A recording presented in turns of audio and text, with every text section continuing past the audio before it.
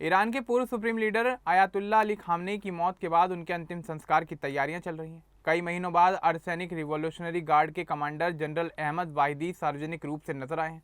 वे Khamenei की ताबूत के पास बैठे नजर आए और अंतिम संस्कार की बैठक में शामिल हुए। यह घटना अमेरिका के साथ बातचीत और देश की सुरक्षा की चुनौतियों के बीच हो रही है। ऐसे में ईरान के नए सुप्रीम लीडर मुस्तफा खामनेई सुरक्षा कारणों से सामने नहीं आए हैं। चलिए आगे बढ़ते हैं और आपको विस्तार से बताते हैं कि आखिर क्या है ये पूरा मामला। दरअसल ईरान के इतिहास में एक बड़ा बदलाव हुआ है। फरवरी 2026 में इजराइल और अमेरिका के संयुक्त हमलों में ईरान के लंबे समय तक सर्वोच्च नेता रहे आयतुल्ला अली खामनेई की मौत हो गई। मौत के समय खामनेई 86 साल के थे। इस हमले में उनके परिवार के कुछ सदस्य भी मारे गए। उसी समय उनके बेटे मुस्तफा खामनेई घायल हुए, लेकिन वे बच गए। अब देश उनके अंतिम संस्कार की तैयारियां कर रहा है, जो शनिवार से शुरू होगा और कई दिनों तक चलेगा। इस पूरी प्रक्रिया में जनरल अहमद वाहिदी का सामने आना सबका ध्यान अपनी ओर खींच रहा है। वे ईरान के रिवॉल्यूशनरी गार्ड फोर्स के मजबूत कमांडर हैं। युद्ध शुरू होने से पहले वे सार्वजनिक कार्यक्रमों में नजर नहीं आ रहे थे। 8 फरवरी के बाद अब पहली बार वे दिखाई दिए हैं। ईरान की सरकारी मीडिया ने उनकी तस्वीरें जारी की हैं। एक बैठक में वे अंतिम संस्कार की तैयारियों पर चर्चा करते नजर आए। उसके बाद गुरुवार रात तेहरान में खामनेई के पुराने घर के पास हो रहे शोक समारोह में वे ताबूत के पास बैठे नजर आए। यह बैठक इसलिए भी महत्वपूर्ण है क्योंकि जनरल वाहिदी अब उन लोगों में शामिल हैं जो अमेरिका के साथ चल रहे युद्ध को खत्म करने के लिए बातचीत की रणनीति बना रहे हैं। ईरान इस समय मजबूत स्थिति में बात करना चाहता है। विशेषज्ञ कहते हैं कि वाहिदी नए सर्वोच्च नेता मुस्तफा खामनेई से सीधा संपर्क रखने वाले चुनिंदा लोगों में से एक हैं। मुस्तफा खामनेई अपने पिता की मौत के बाद सार्वजनिक तौर पर बाहर नहीं निकले हैं। सुरक्षा कारणों की वजह से वे किसी महफूज जगह पर छिपे हुए हैं। रिपोर्ट्स बताती हैं कि 28 फरवरी 2026 को हुए हमलों में वे भी घायल हुए थे। उनके शरीर पर लगी चोटें ज़्यादा गंभीर तो नहीं थी, लेकिन उन्होंने इन हमलों में अपने परिवार के कई सदस्यों को खोया है। इस घटना ने पूरे ईरान को झकझोर कर रख दिया।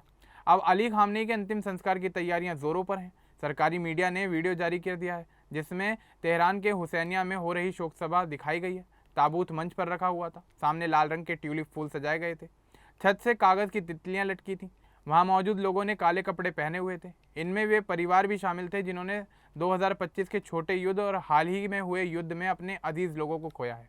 लोग श्रद्धांजलि देते समय अपने स्कार्फ और अन्य चीज़ें ताबूत की ओर फेंक रहे थे। सहयोगी उन्हें ताबूत से छुआ रहे थे। यह ईरान में एक पुरानी धार्मिक परंपरा है जो सम्मान दिखाने का तरीका है। बाद में ताबूत को लाल झंडे से ढका गया जिस पर सफ़ेद अक्षरों में या हुसैन लिखा हुआ था।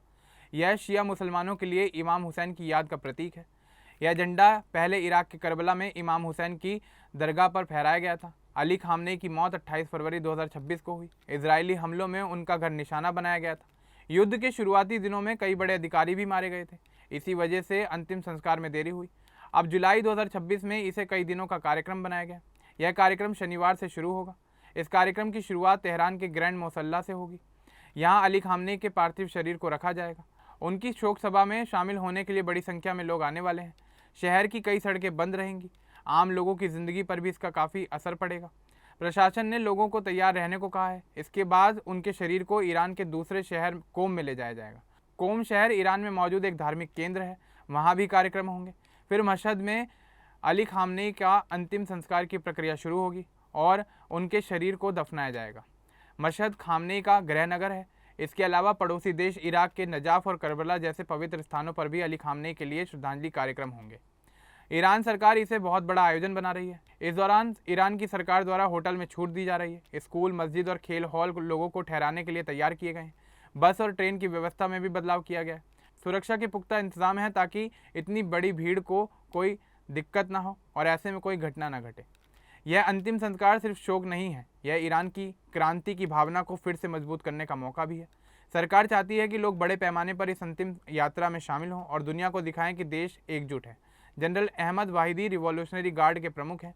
वे लंबे समय से सुरक्षा कारणों से छिपे हुए थे। उनका सार्वजनिक रूप से दिखना एक संकेत है कि ईरान अब स्थिरता की ओर आगे बढ़ रहा है। वे अब उन टीम के सदस्य हैं जो अमेरिका के साथ युद्ध रोकने की बातचीत में ईरान की मजबूत स्थिति तय कर रही है। वाहिदी 2007 से इंटरपोल की वांछित सूची में भी शामिल है, लेकिन ईरान में वे बहुत प्रभावशाली माने जाते हैं। उनकी उपस्थिति नए नेता मुस्तफा खामनेई के समर्थन को भी दिखाती है।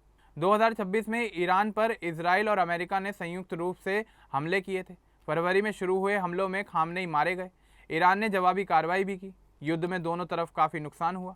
अब अमेरिका और ईरान के बीच बातचीत चल रही है। स्ट्रेट ऑफ हॉर्मुज़, परमाणु कार्यक्रम और प्रतिबंध जैसे मुद्दे इस बातचीत में चर्चा का विषय हैं। खामनेई की मौत के बाद मुज्तबा खामनेई को नया सर्वोच्च नेता चुना गया। आपको बता दें कि मुज्तबा खामनेई मौजूदा समय में 56 साल के हैं। वे अपने पिता की नीति को आगे बढ़ाने वाले माने जाते हैं, लेकिन वे अभी सार्वजनिक नहीं हुए हैं क्योंकि उनकी सुरक्षा को जोखिम है। उन सैनिकों और नागरिकों के परिवार भी शामिल होंगे। यह मौका एकता का है। सरकारी मीडिया लगातार इसकी कवरेज दे रहा है। तस्वीरें और वीडियो जारी हो रहे हैं। लोग सोशल मीडिया पर अपनी भावनाएं शेयर कर रहे हैं। कुछ लोग पुरानी यादें ताज़ा कर रहे हैं जब खामनेई देश चला रहे थे। युद्ध के कारण ईरान की अर्थव्यवस्था काफ़ी हद तक प्रभावित हुई है। प्रतिबंध और हमलों से काफ़ी नुकसान भी हुआ है। अंतिम संस्कार के दौरान सामान्य कामकाज प्रभावित होगा, लेकिन सरकार इसे सुचारू रूप से चलाने की कोशिश कर रही है। नए नेता के अधीन ईरान अमेरिका से बातचीत चाहता है, लेकिन मजबूती से। जनरल वाहिदी जैसे लोग इस रणनीति में महत्वपूर्ण भूमिका निभा रहे हैं। शिया परंपरा में अंतिम संस्कार बहुत महत्वपूर्ण होता है। या हुसैन का नारा करबला की घटना की याद दिलाता है। लाल झंडा और फूल इस भावना को बढ़ाते हैं।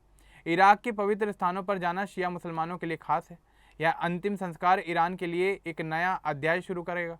अब देखना यही होगा कि नए नेता ईरान को आखिर किस तरह से चलाएंगे, और इस पर यह भी निर्भर करेगा कि आखिर अमेरिका और इजराइल के साथ ईरान के संबंध कैसे सुधरेंगे। लोग उम्मीद कर रहे हैं कि शोक के बाद स्थिरता आए। बड़े पैमाने पर भीड़ जुटने से सरकार को मजबूती मिलेगी। इस पूरे कार्यक्रम के लिए सुरक्षा बल भी तैयार है। तेहरान में ग्रैंड मुसल्ला को सजाया जा रहा है, बैनर लगाए जा रहे हैं, साफ सफाई हो रही है। लाखों लोगों के आने की उम्मीद है। यह ईरान के इतिहास का सबसे बड़ा अंतिम संस्कार हो सकता है। अली खामनेई के अंतिम संस्कार के कार्यक्रम में कोम में कई धार्मिक विद्वान इकट्ठा होंगे। दफन के समय माहौल काफ़ी भावुक होगा। ईरान में क्षेत्रीय सहयोगी भी शामिल होंगे। उनका फिर से सक्रिय होना सैन्य नेतृत्व की निरंतरता दिखाता है। वे युद्ध के दौरान भी रणनीति में शामिल हो रहे हैं। अब शांति वार्ता में उनकी सलाह महत्वपूर्ण है। ईरान इस समय खामनेई की शोक सभा के कार्यक्रम के साथ साथ अब एक नई शुरुआत की ओर बढ़ रहा है। अली खामनेई की विरासत बनी रहेगी। उनका अंतिम संस्कार देश को एकजुट करने का अवसर बनाएगा। जनरल वाहिदी का अचानक सामने आना और नए नेता के पृष्ठभूमि इस पूरी कहानी को रोचक बनाते हैं। अब इस पूरे मामले को लेकर आपका क्या कुछ कहना है, हमें कमेंट बॉक्स में जरूर बताएं। बाकी इस तरह के और अपडेट्स के लिए हमारे चैनल को सब्सक्राइब करना ना भूलें। धन्यवाद।